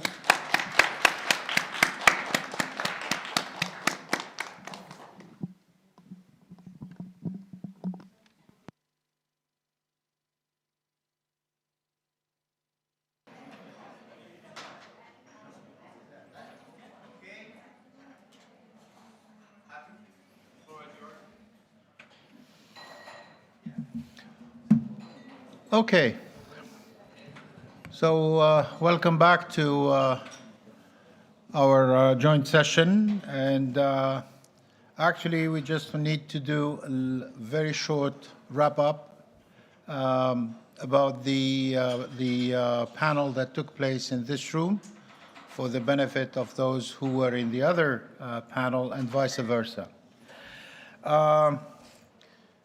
I will just give you very brief comments about the panel that took place here since I was present, and then I would ask maybe a volunteer from the other panel to come and give us some sort of like a summary, very quick summary about the main ideas that were discussed. So, in the panel that took place here, we heard from a variety of experts. They told us about the work and the characteristics of NGOs as compared to official institutions in terms of activity, in terms of process, in terms of impact, talking about the assets that NGOs do have in this kind of work, talked about their character to be first responders, their character of having the agility, the adaptability that is required to be flexible and adapt quickly to situations. And then also talked about the challenges that they face, particularly the question of funding, the scarcity, but also the fragmentation of funding. We also talked about the impact of disinformation, particularly in the context of the Ukraine war, and how this could lead to, or how this uses some sort of like process of demoralization that would lead to, later on, to destabilization. We talked about also the importance of language, and I think the issue here was about the continued use of the Russian language in countries, particularly in the Baltic states. And here there was, maybe I would say, two major views. One that held the position that language should be left outside of this conflict, remains as a cultural vehicle, as a cultural vector to facilitate exchange and improve communication based on the tools that people do understand, so that you can pass your message more efficiently. Others believe that it should be basically put aside and develop more and more use of the national language to avoid the continued reliance of people on the Russian language. Basically, it was based on the dilemma between free speech and restrictive policy. All of this within the framework of a democratic setting. Where do you stand and how do you proceed when you are faced with such a situation? So these were basically the main ideas, particularly also the approach that relies on the incremental process to build trust, to build confidence, so that you gain a very positive foothold within a community, and you also establish yourself as a credible, as a reliable partner, and you can develop projects on the basis of co-construction, nothing that would be imposed on the people without, or on the community without them participating in the construction of the project, in which they will introduce their assets, but also their objectives. And that's called empowerment and ownership. And that's how projects really do work. And we saw some examples. So basically, these were the major ideas that were developed, discussed, and we had a very good interaction with those who were present for this debate. And now I would like to have someone, a volunteer, who would tell us about what happened in the other one. Anyone? I cannot speak about it.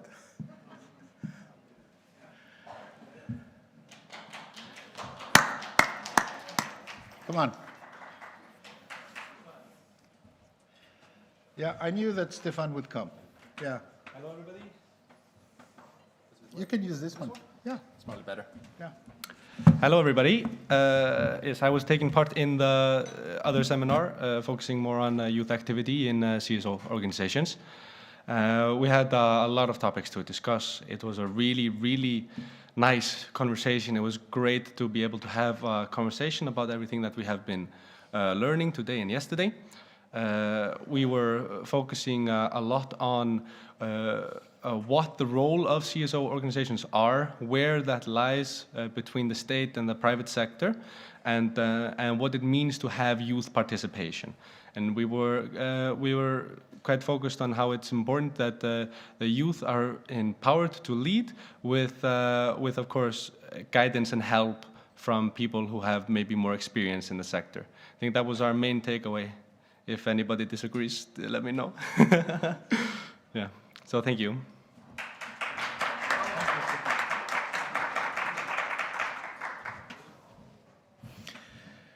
Okay, so I think now we come to the conclusion of our morning session, and we will resume. Where do we?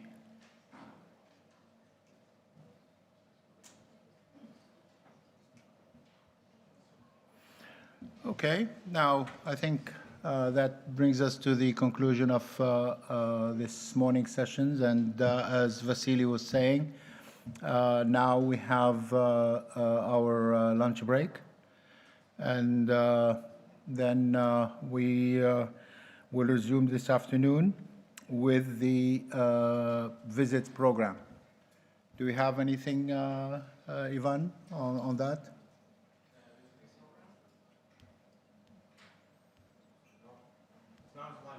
Yeah, now is lunch, but after that, the visits are scheduled?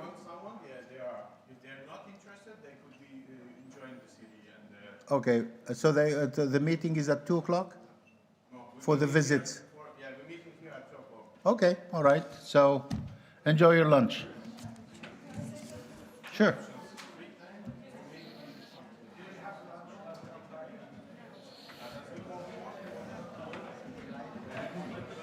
Yesterday, I forgot to say that we brought.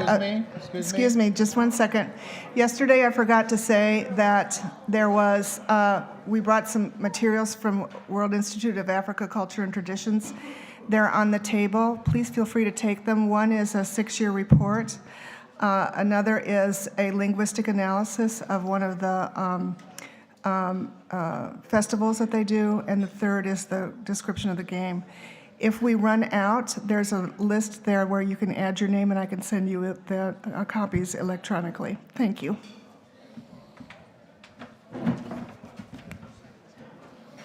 Okay, thank you, Mette, and please feel free to take your copy of the material, and we will see you here after lunch. Thank you.